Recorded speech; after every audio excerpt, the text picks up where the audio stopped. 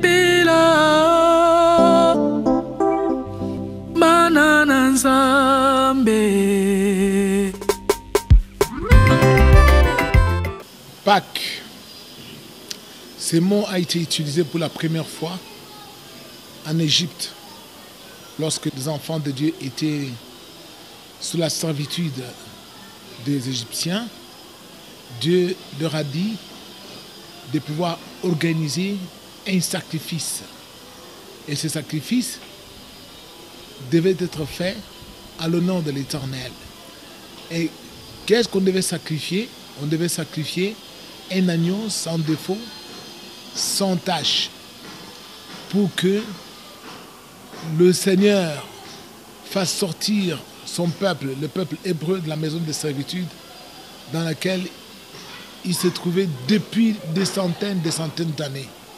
Et c'est la première fois qu'on a utilisé ce mot Pâques. C'était pour célébrer la sortie des enfants d'Israël de la maison de servitude égyptienne. Et c'est en ce temps-là qu'on a utilisé ce mot-là de Pâques. Et qui, jusqu'aujourd'hui, on célèbre cela chez les Hébreux, en judaïsme, parce que Dieu leur avait demandé que ce soit une fête solennelle et éternelle, tant que le peuple d'Israël subsisterait sur la terre pour célébrer la sortie du peuple hébraïque de la servitude égyptienne. En ce temps-là, la Pâque, telle que je viens de la décrire, comment elle a commencé, en Égypte avec les enfants d'Israël, alors qu'ils étaient dans la servitude, c'est écrit sans S. Cette fête-là qui est célébrée jusqu'aujourd'hui en judaïsme, chez les Juifs. Tandis que la Pâque, avec S, qui a été instituée par les chrétiens. Et cette Pâque a été instituée quand? Juste lorsqu'on a tenu un concile. Le concile de Nicée, c'était vers 325 de notre ère. Alors, on a tenu ce concile, c'était en Turquie.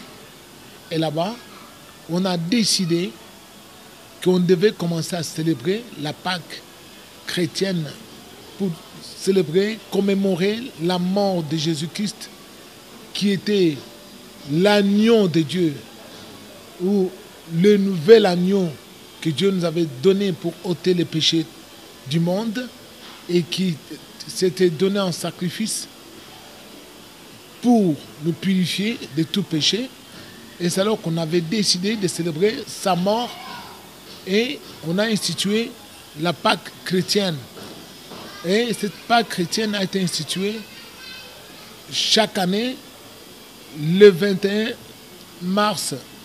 À partir du 21 mars, le premier dimanche qui arrive au moment où nous avons la pleine lune, c'est le dimanche où on devait célébrer la Pâque.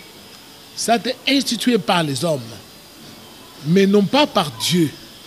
Parce que la Pâque, selon la Bible telle que Dieu nous l'a donnée, ce n'est pas totalement conforme à ce qui a été institué par le concile de Nicée en l'an 300 et quelques de notre ère en Turquie. Et c'est là où nous pouvons parler d'hérésie. Hérésie, c'est quoi? C'est quand les hommes introduisent des doctrines qui sont contraires à la foi ou aux idées qui ont été au préalable considérées comme étant des dogmes ou faisant partie de la base chrétienne dans la foi. Alors quand on institue d'autres idées qui sont contraires à la vérité biblique, on appelle cela hérésie.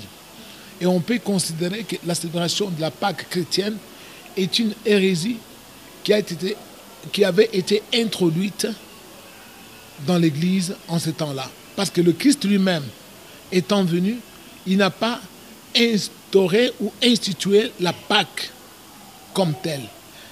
Il a dit tout simplement, chaque fois que vous allez vous réunir et que vous allez manger de ce pain que j'ai rompu pour vous, c'est le symbole de mon corps qui est rompu pour vous.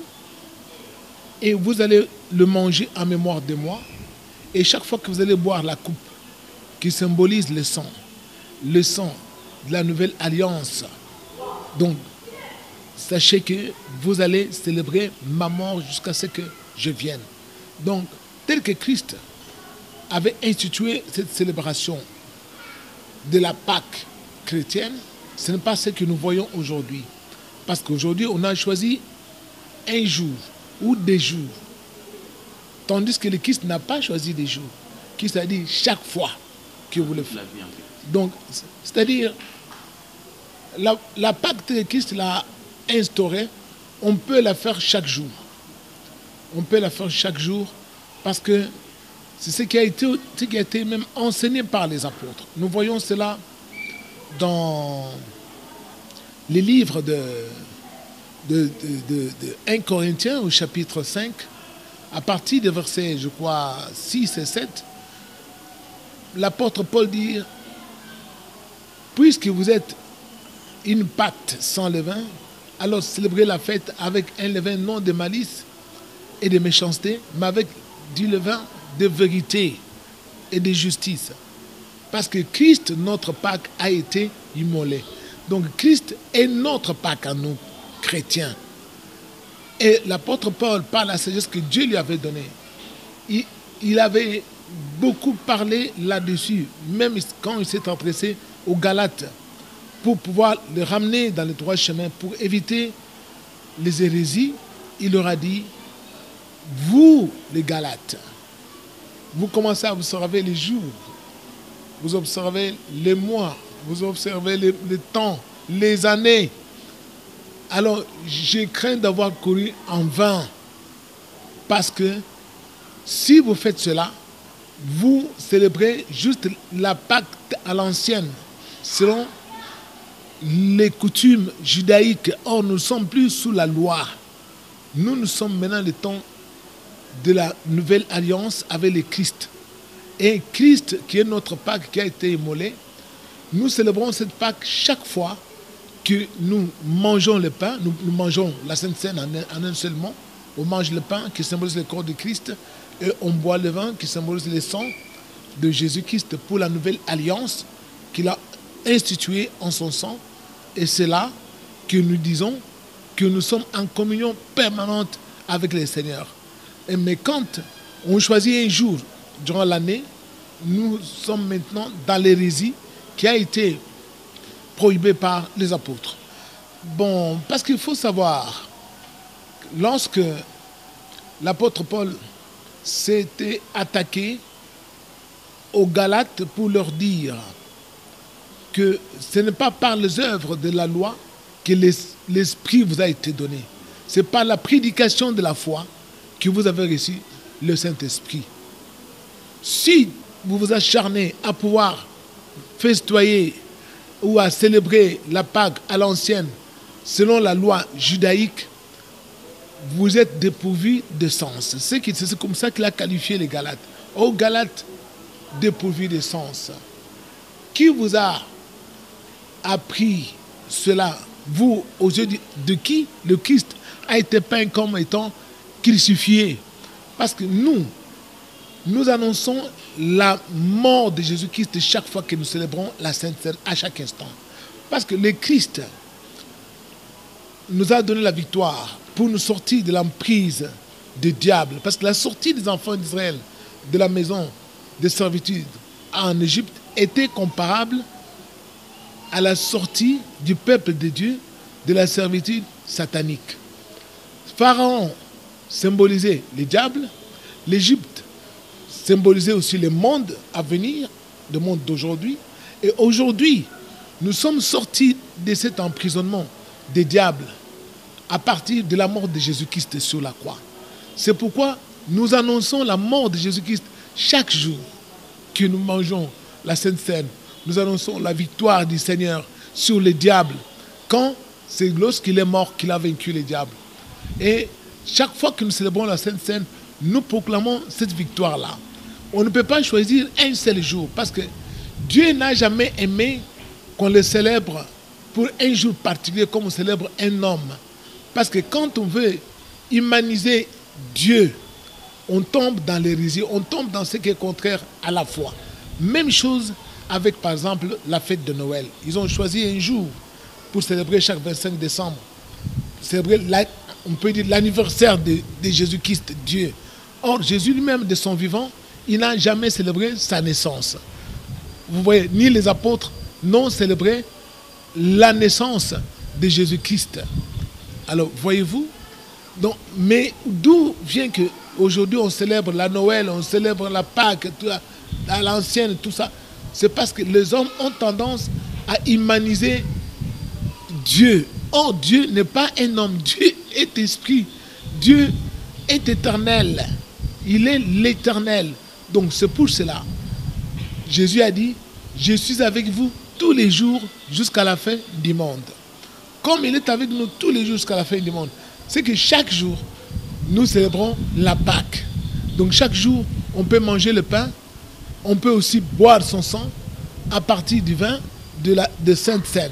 Donc chaque jour, nous célébrons la Pâque, parce que la Pâque, c'est la victoire de Christ sur le diable.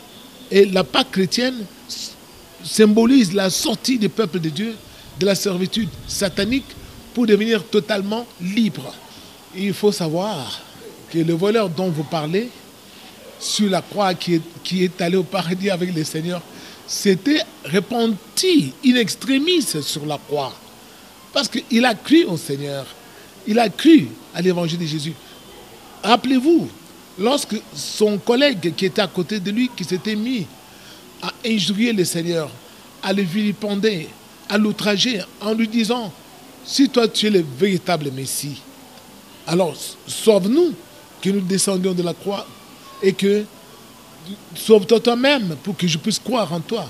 Mais ce voleur-là, qui s'était repenti, s'était opposé à son ami en lui disant, pourquoi donc tu peux tenir un tel langage?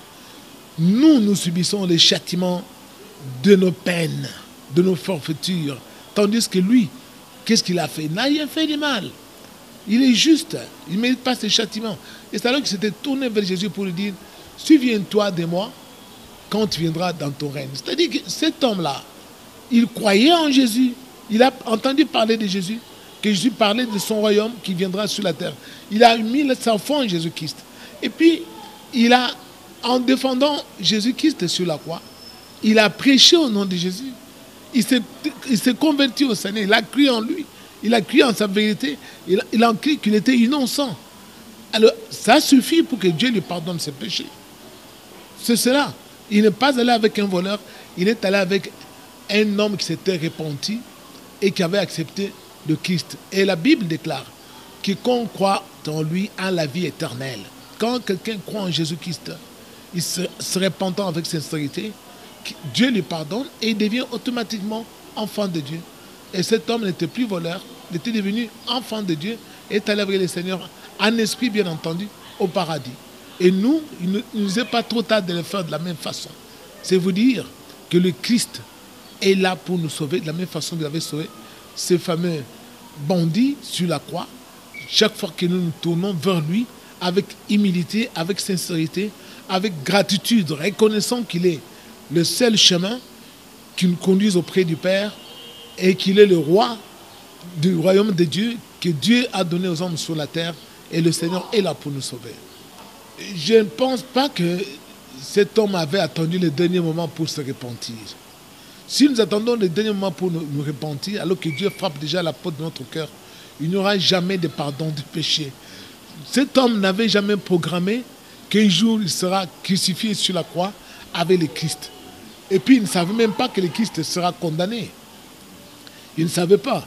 Il s'est trouvé, lui, il a pensé que c'était soit par pur hasard, mais ça concordait au plan de Dieu pour qu'il soit sauvé.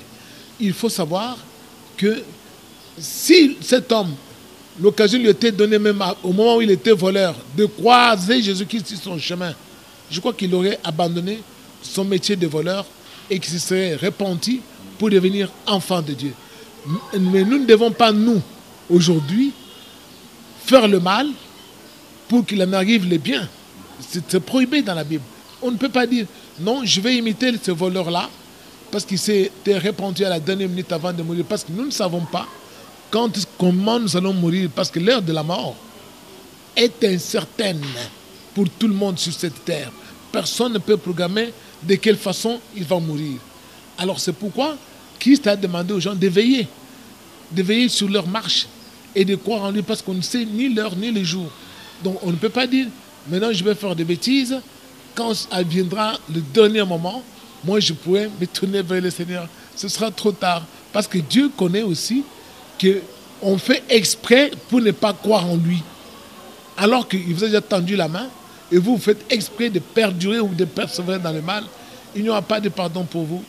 Bien-aimés du Seigneur, ne vous y trompez pas. Le Seigneur connaît tous. Il n'y a pas moyen de tromper le Seigneur. Il est Dieu. Maintenant que le tombeau de Christ est vide, ils doivent savoir, les chrétiens doivent savoir que le Christ est vivant. Le Christ est vivant. Et Christ est mort comme l'agneau de Dieu pour ôter les péchés du monde. Et quiconque croit en lui. C'est pourquoi l'apôtre Paul dit, loin de moi de me glorifier d'autres choses que de la croix de Christ, par où le monde est crucifié, où j'ai été crucifié pour le monde. Et désormais que personne ne me fasse de la peine, car je porte sur mon corps les marques de Jésus-Christ. Et les marques de Jésus dont il parle, il a été scellé du Saint-Esprit, cet homme illustre. Donc nous aussi, nous devons imiter ces gens-là, ces héros dans la foi. Que nous sachions que la fête de Pâques chrétienne se célèbre chaque jour. Chaque jour, il faut avoir une communion avec le Seigneur. On ne peut pas attendre un certain 21 mars, je ne sais pas, de mois de mars, pour pouvoir célébrer maintenant la mort de Jésus-Christ. Parce que la mort de Jésus, c'est la victoire sur le diable qui nous a franchis de l'empire du diable, de l'empire du péché. C'est par la mort de Jésus-Christ que nous sommes devenus totalement libres. Et libre de tout péché, celui qui a été affranchi par le Seigneur ayant cru en sa parole, en sa vérité, qui nous donne la capacité de devenir enfant de Dieu. Et c'est pour cela que nous devons faire attention aux hérésies. Il y en a eu des hérésies qui ont détourné les hommes de la vraie foi, comme l'arianisme par exemple, a détourné aussi les hommes de la vraie foi.